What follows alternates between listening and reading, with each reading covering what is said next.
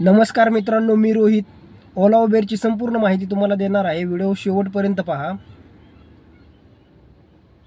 लोकलला धंदा राहिलेला नाही. धंदा होतोय 2,000 रुपये.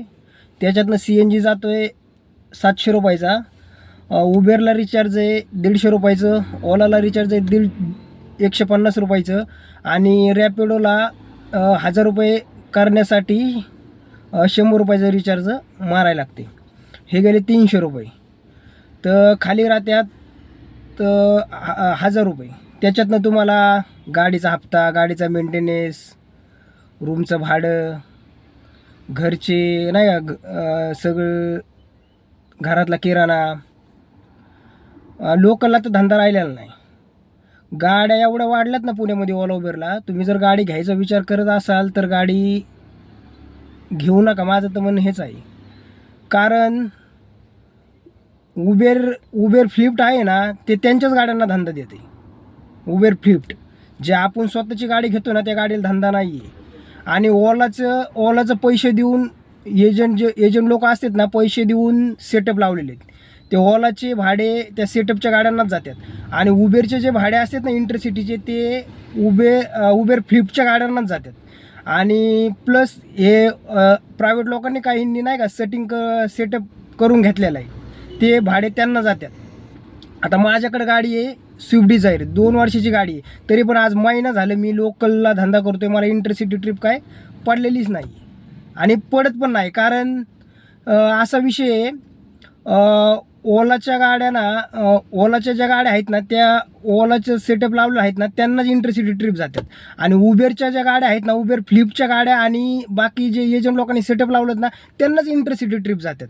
म्हणून ज्यांनी सेटअप लावलेला नाही, जे करतात, जी इमानदारीने धंदा करते, त्यांना लोकलच. आणि लोकलला धंदा पूर्णपणे संपलेला आहे. आणि गाड्यांची संख्या एवढी वाढली आहे की कस्टमर जरी बुक केली 10 मिनटं आधी बुक करतं आहे.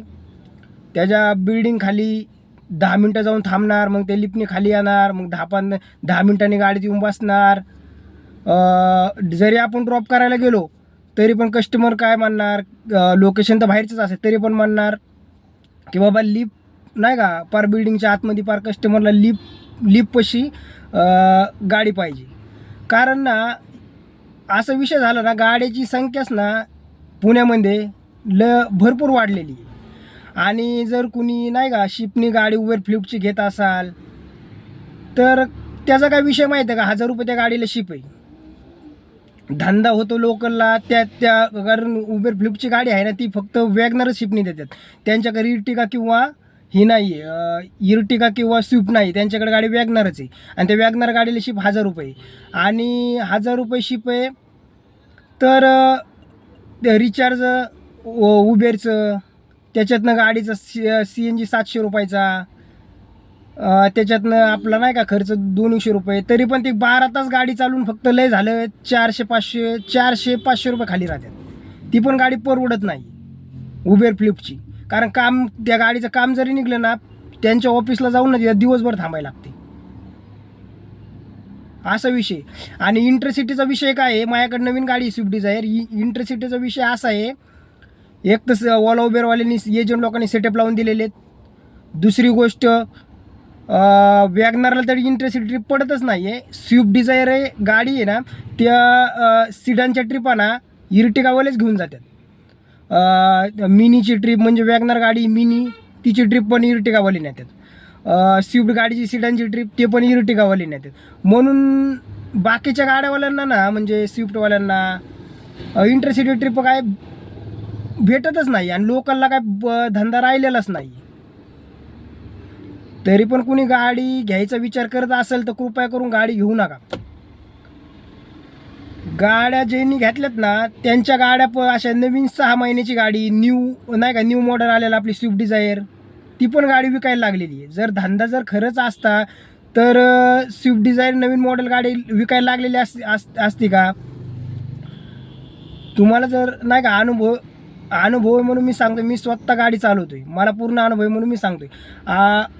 भोसरीला लांडेवाडी, तिथं आपण भोसरीचा ब्रिज क्रॉस केला, तिथं बघा गाड्या खरेदी विक्री आहे ना, तिथं जाऊन बघा.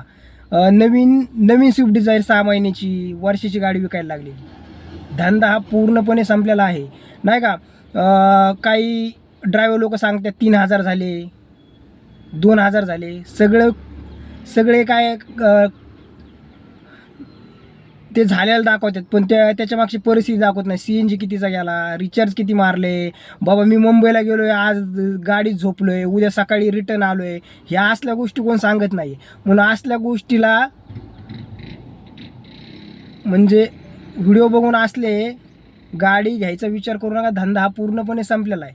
त्याच्यापेक्षा एखादा नाही का चहाचा व्यवसाय करा, फळांचा करा, पण कृपया करून गाडी धंद्यात हा येऊ नका.